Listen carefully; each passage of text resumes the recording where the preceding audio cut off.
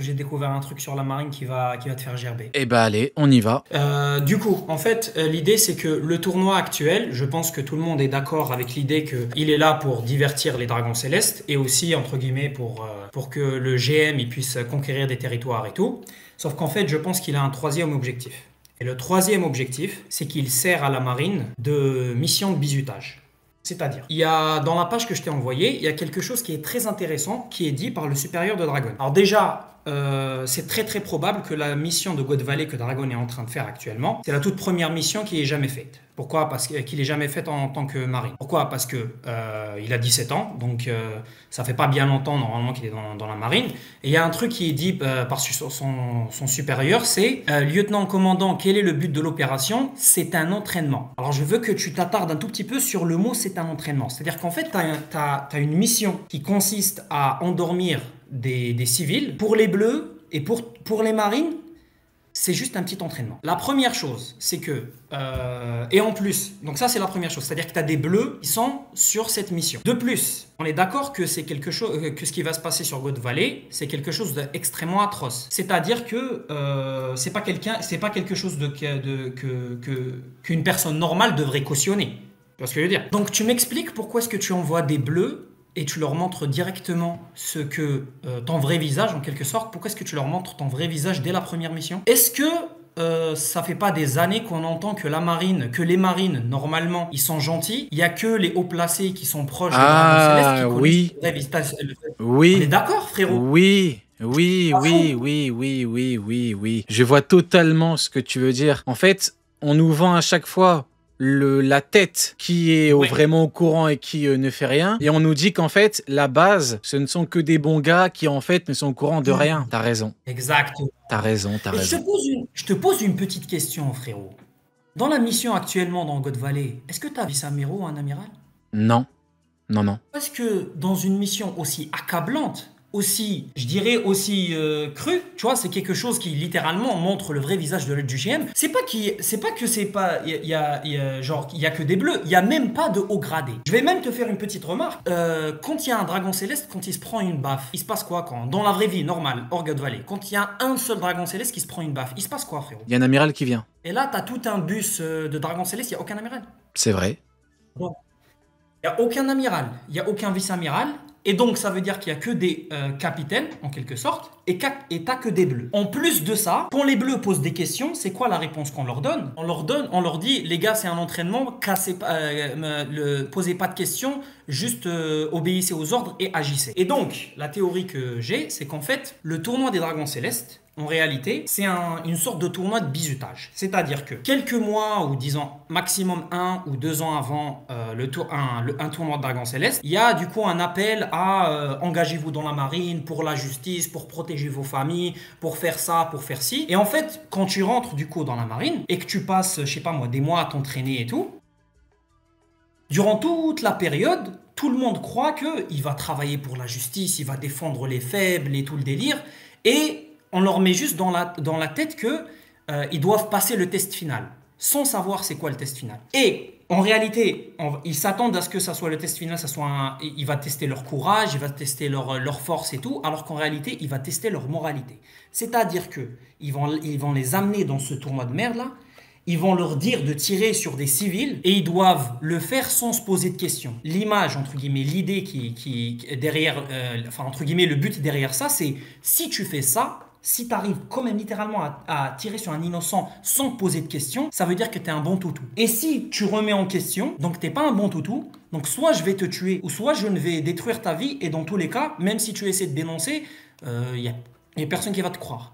Donc, en fait, le tournoi, il sert à la marine de filtre. Dès le début, c'est qui les bons petits toutous à la garpe et c'est qui les bons bonhommes à la dragonne. Tu vois ce que je veux dire? Ouais, ouais, ouais. Totalement. J'aime bien. J'aime bien, j'aime bien. Donc en fait, ça sert à la fois de bizutage et d'endoctrinement en fait. Exactement. Mhm. Exactement. Ouais, Et je te pose une petite... peut-être que le terme est mal choisi. On est peut-être dans de l'endoctrinement plutôt que bizutage de base, non? Bah, quand je dis bizutage, c'est un peu comment... En gros, oui, c'est du conditionnement à ce que tu vas faire dans la marine, tu vois. Mhm. Quand je dis Ouais, bah bizutage, c'est ouais. parce que c'est entre guillemets la première mission, tu vois. D'accord, d'accord. Ouais, ouais, ouais. Ouais, Et bah ouais. justement, si on part de ce principe-là, frérot, ça expliquerait le questionnement qu'on a depuis des années, qui est que Awara pourquoi il n'y a personne qui tilt? Quand on leur dit de buter des bateaux de civils, pourquoi il n'y a personne qui tilt? Quand on leur dit de maltraiter des civils qui sont en train de construire un pont pendant 800 ans, personne ne tilt. Quand on leur dit de tuer une gosse de 8 ans, une affiche à 80 millions de berry, il n'y a personne qui tilt. Je vais même encore plus loin, l'exemple que tu utilises tout le temps, quand on leur dit de chasser des bébés et des femmes enceintes, il n'y a personne qui tilt. C'est chaud. C'est quoi cette moralité de merde? C'est chaud. Non, c'est chaud. En fait, C'est chaud. ils acceptent. En fait, c'est terrifiant parce qu'en fait, ils acceptent de servir une marine qui est à la botte, du coup, d'une instance qu'est le GM, mais qui octroie c'est au-delà des pleins pouvoirs à leurs membres, quoi. On est dans quelque chose d'autre. Hein. On est au courant depuis le début du manga. Hein. Ils se considèrent comme des dieux. Oui. Donc en fait, Oui. ils disent on est des dieux, on est tout puissants. Vous fermez vos gueules et puis pour eux, c'est totalement normal de servir ces gens-là, quoi. Exactement. Et c'est là où tu vois que t'as des gens qui se soulèvent les révos et t'as des gens qui continuent dans la marine. C'est pas pour défendre. Tu vois, pour faire l'avocat du diable, mais d'un côté, j'ai envie de te dire, peut-être que la propagande gouvernementale, la propagande anti-révo fonctionne. Sauf que, vu qu'ils sont au courant de ce que fait le GM, propagande, au bout d'un moment, tu vois de tes yeux ce que ton camp fait. Et je crois pas que t'aies vu ce que les révos... Maintenant, pour en revenir à Garp, car tous les chemins mènent à Garp, Garp n'a aucune excuse, étant donné que son fils est le chef des révos. Donc lui, la propagande ne peut pas fonctionner de fait, à moins qu'il ait complètement demeuré et qu'il croit que son fils est le diable. Exactement. Et la petite remarque que je voulais te faire remarquer, c'est qu'en fait, le fait qu'il n'y ait pas beaucoup de dragons, c'est parce qu'en fait, ils sont liquidés dès la première mission, en fait. Eh oui. Les dragons sont morts déjà, malheureusement. Il y en a un qui a survécu, il a fait mais frérot, voilà pourquoi je dis que Garp, il met sa puissance au service de ces gens-là, et les petits marines, ils voient Garp, le tout-puissant qui est dans la marine, tu crois ils ont envie de se rebeller? De toi à moi. T'es un petit marine, tu te dis, putain, dans la marine, il y a Garp, le GOAT, il est plus fort que Roger, il a battu, il a arrêté, il a ramené en slip à Marineford, il a mis en prison lui-même. T'as envie de te rebeller? Honnêtement, t'auras envie de te rebeller? En tout cas, il faut vraiment être fort mentalement pour te rebeller. Parce que ce chien, mais les gens comprennent pas ça. Après, ça demande une certaine réflexion, donc voilà. Mais ouais, c'est compliqué, c'est compliqué. Ça demande de pouvoir se regarder dans le miroir et dire et de ne pas avoir honte. C'est pas une question chaud, de réflexion. c'est chaud. Faut pas être intelligent pour comprendre ça. Je peux me regarder dans le miroir. Tu vois, j'ai pas besoin de... C'est très très chaud. Ouf. Et j'ai encore d'autres trucs, frérot. C'est bordel. C'est-à-dire Oui, en fait, la question qui m'a été posée quand j'ai évoqué cette théorie, c'est mais du coup, on fait quoi des Kobe, des Hermeb, des Corazon? On les emmerde. On les emmerde. Ils ont choisi leur camp. On n'en peut plus. Oui, mais j'ai un petit coup de gueule. J'ai un petit coup de gueule avant que tu parles. Vas-y, je t'écoute. Kobe, le membre des Sword, qui n'a rien à voir avec la marine. Oh, bizarre. Quand ils sont partis pull-up les Kuja, il était là. Il était au premier rang. Et d'ailleurs, heureusement que Teach l'a sauvé, parce que sinon, Hancock lui aurait mis le coup de sa vie. Il serait en train de jouer au foot avec Michael Jackson. Tu vois? Donc, il allait bien se faire foutre aussi au bout d'un moment. On n'en peut plus des hypocrites. Ouais, on est les Sword, rien à voir avec la marine, mais vous utilisez les moyens de la marine. C'est juste que vous pouvez aller faire les cons chez les empereurs sans que la marine soit inquiétée. Vas-y, je t'écoute. C'est vrai, je suis d'accord. Je vais pas te contredire. Ouais, mais c'est des Sword. Il est parti, premier rang. Il était là-bas. Tu sais, le pire, c'est que s'il avait pas été là-bas, Garp serait pas actuellement avec Vasco Shot. Au final, Garp est actuellement avec Vasco Shot. Faut assumer maintenant. Vas-y, je t'écoute. Tu sais, la première fois, sur les Swords, la première fois que j'avais entendu ça, je me suis dit, s'ils veulent vraiment se démarquer, pourquoi ils n'auraient pas un logo différent, une autre emblème, au moins pour dire, allez, on essaie d'avoir un truc à la Néo Marine. Mais pourtant, ils gardent le même uniforme. Ils utilisent les moyens. En fait, l'existence même des Swords, ça sert à quoi? C'est pour que, quand on va sur la ruche, quand on va là-bas, la marine n'est pas inquiétée. Ah non, nous, tu sais, Barbe Noire, il veut déclarer la guerre à la marine à cause de cet acte. Akainu veut dire, ah bah non, frérot, ils sont pas avec moi, c'est pas des marines. Ils sont radiés, regarde leur contrat.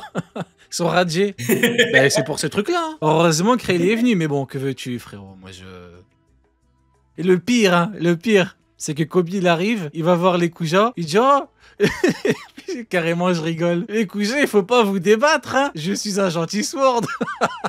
Va te faire foutre, Kobe. Allez, va bien te faire foutre. C'est bon, au bout d'un moment, on n'en peut plus. Non, vas-y. Dis-moi ce que tu avais à me dire là. Oui, alors, le point que je voulais soulever, c'est qu'en fait, le tournoi qu'on connaît qui s'est passé à Good Valley il y a 38 ans, en fait, si on calcule chaque 3 ans, ça fait que depuis 38 ans, du coup, jusqu'à maintenant, il s'est passé 12 tournois. Et regarde la petite remarque bizarre, c'est qu'en fait, le 12e, il s'est passé juste avant, genre juste au début de One Piece. Je pense qu'il est arrivé juste avant que Luffy prenne la mer. Actuellement, donc Paradise, il l'a fait en 3 mois. Il a fait une pause de 2 mois, de 2 ans. Donc ça fait 2 ans et 3 mois. Et actuellement, si je ne me trompe pas, quand ils sont arrivés à Elbaf, il s'est passé 3 mois. Et donc, à 2 ans et demi qui sont passés, il reste 6 mois pour le prochain tournoi. Et sur Elbaf, le ressenti d'une journée sur Elbaf, c'est 3 jours à l'extérieur.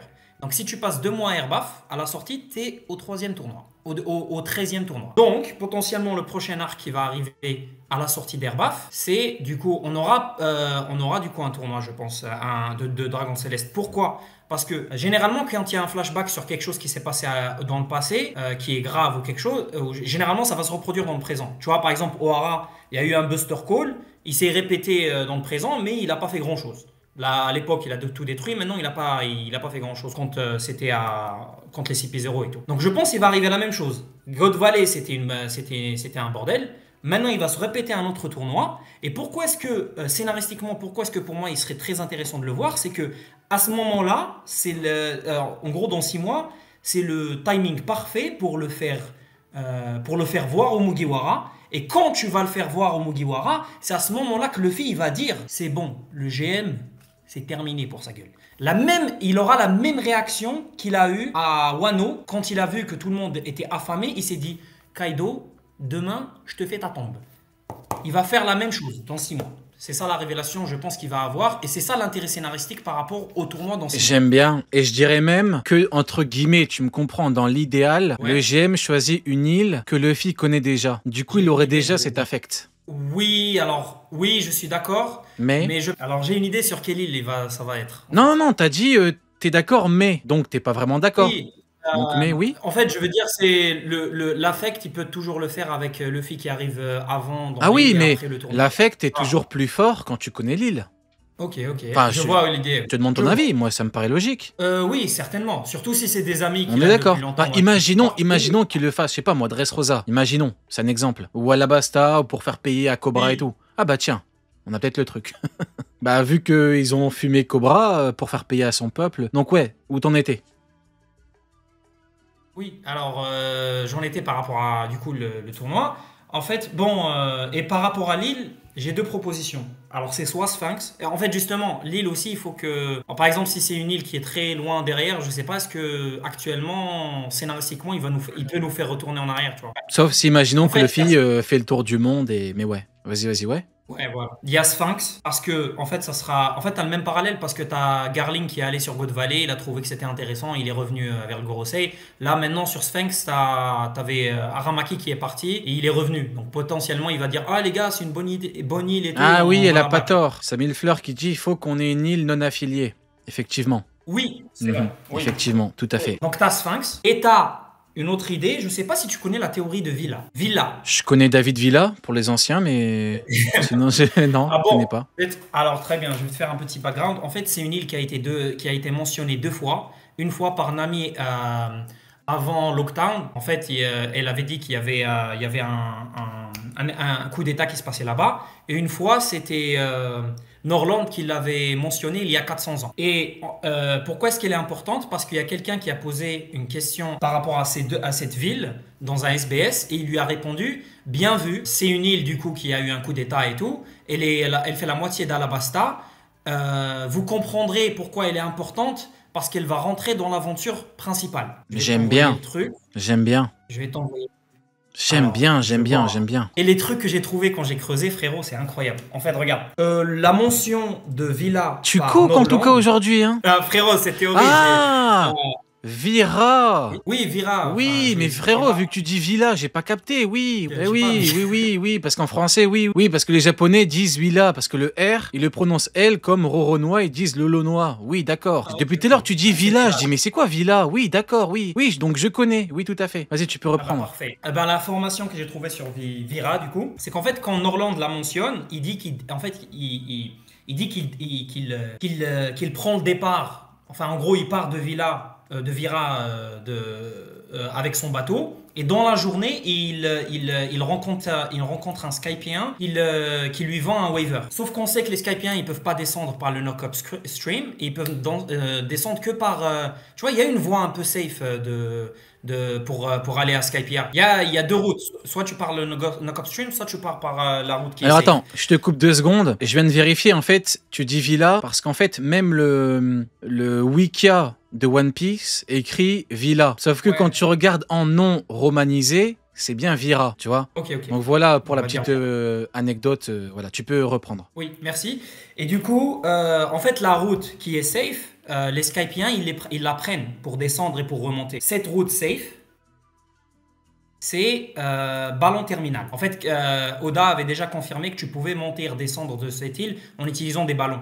Et en fait, il est à 10 000 mètres, donc quand tu arrives là-bas, tu peux naviguer dans la mer Blanche, tu vois, et tu peux aller où tu veux, Skypiea, Bilquin. Ça veut dire que c'est une route safe sur laquelle tu peux te balader. Elle se trouve sur le Nouveau Monde, donc il n'y a pas besoin de retourner en arrière, il n'y a plus de problème. Et cerise sur le gâteau, c'est qui est sur ballon terminal actuellement? Le seul supernova qu'on connaît pas. Qu'on n'a pas encore qu'on a vraiment rien vu. développé. Et voilà. Eh oui. Donc, Vira, elle se trouve dans le périmètre, en tout cas en dessous de ballon terminal. Supposément, je pense qu'elle est pas très loin du coup de Airbaf, ou en tout cas, elle peut diriger vers là-bas. Coup de bol, ils vont là-bas. Il y a un tournoi qui se passe là-bas. En plus, d'ailleurs, elle fait partie des 8 pays qui se révoltent contre le gouvernement mondial. Tu vois, ceux qui ont fait la guerre, là. Il y a 8 pays qui se sont révoltés, là. C'est le coup d'État qu'ils font. Donc, parfaitement, c'est une cible parfaite parce que du coup, elle va devenir non affiliée. T'as le tournoi qui arrive, t'as le fait qui débarque. À ce moment-là, le GM, c'est mort. Là, ta Cook, ouais, franchement, j'aime beaucoup. Ouais, je valide. Écoute, rien à dire. Rien à dire. Ressenti. Ouais, franchement, j'ai bu tes paroles. Comme un bon verre d'eau après une séance de 2 heures de sport. Oui. Ouais, franchement, ta Cook. J'ai gardé le meilleur pour la fin parce qu'il Non. reste un petit... T'as encore un autre rubrique truc là sur Dragon. T'as encore un truc Dragon. pique Oui, et là, celui-là, c'est le plus pique des piques. Mieux C'est que Dragon. les... Attends, mieux que les deux... Oui. Ah, toi, t'envoies toutes tes cartouches d'un coup, là.